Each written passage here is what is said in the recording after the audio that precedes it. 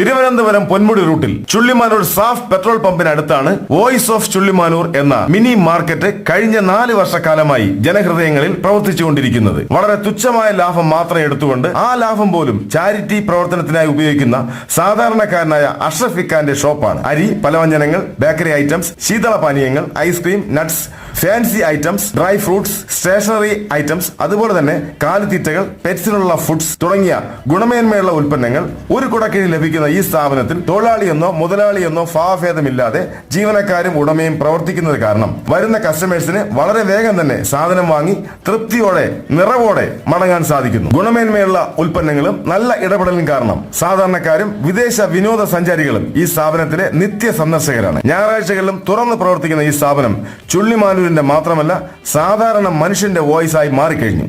ഓർക്കുക, അഷ്റഫ് ഇക്കാന്റെ voice of Chullimanoor, near Saaf petrol pump, Chullimanoor.